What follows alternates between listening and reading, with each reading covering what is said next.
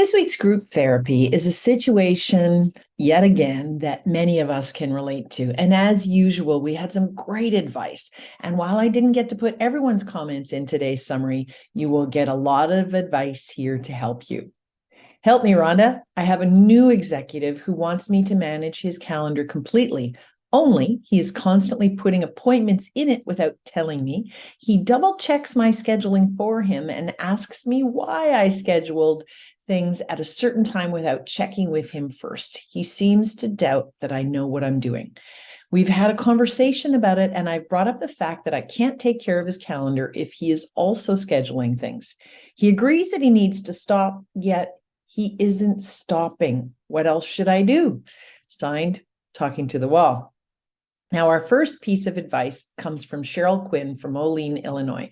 Cheryl said that she had the same issue with a new manager that joined her department, and she tried to fix it. Eventually, she realized that there was too much conflict, and it was easier to give up that control. Even though he said he wanted her to manage his calendar, his actions proved otherwise. So Cheryl let it go. I'm sure things were easier after she did that. Dana Hoffman from Cleveland, Ohio says that both her and her boss manage his calendar. And here's what they do. Cheryl says it's his calendar and he can schedule whatever he wants, whenever he wants. If there are conflicts, it's her job to work it out.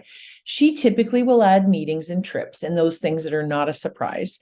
Anything outside of work hours, Cheryl will ask him before adding it. And for other outliers, she puts them on the calendar and marks them as tentative until she talks to him with it. Once a week, they review the upcoming schedule. Kayla Hutchins from Las Vegas, Nevada, also related to this experience. And Kayla said the more she made him aware that he was preventing her from keeping his calendar free of conflicts and making his day easier, the less he added to it himself. In her case, she had to prove that she could manage his calendar, but it took time to earn his trust. But she eventually did, and he let her manage the calendar the way he originally wanted. Jill Larmer from London, England says to remind yourself that their behavior isn't deliberate, so try not to take offense to it.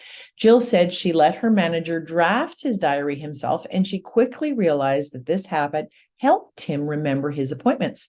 Unobtrusively, she would check on the diary on a daily basis and deliberately reconcile it with him a couple of times a week, making suggestions at that time.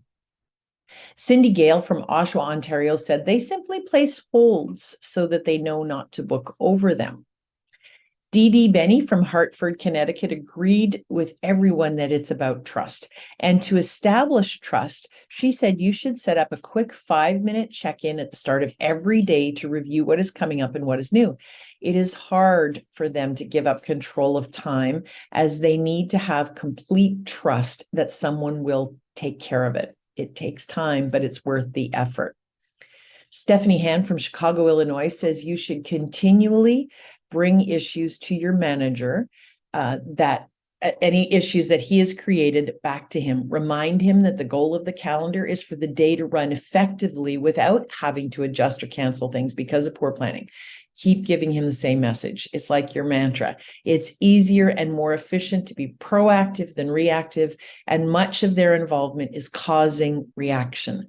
Bring it up every time, and hopefully for your sanity, sooner rather than later, they can see that you are better at managing this for them.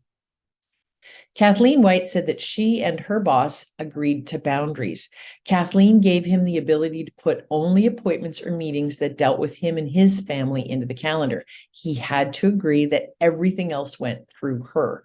They also agreed that everything sent to him, he forwarded with a note to Kathleen and as to how soon it would need to happen. And she said that worked really well for 98% of the time. Boundaries. Kim Picard from Ottawa, Ontario shared a lesson that she learned many years ago.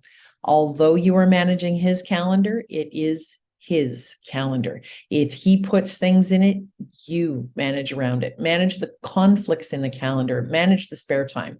Remember that you are the manager and he is the owner. Kim says that it's very hard to let that sink in, but once you do, you will be more at peace at whatever he puts in there and you can manage the conflicts.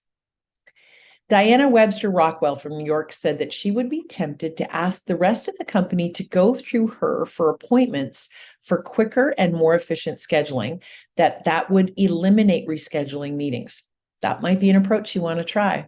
And finally, Laura Thewalt from Houston, Texas reminds you that you need to keep checking in. Start with yes or no questions, then ask more open-ended questions that ask for more reflection, such as, is this still working? How might it need tweaking? What is a good way forward? And to persevere. Obviously, it's about trust, personality, and working styles. It takes time for the two of you to meld into what works, and there is no one right way to do things. Try each of these suggestions, and hopefully you'll find it a little easier moving forward. Good luck.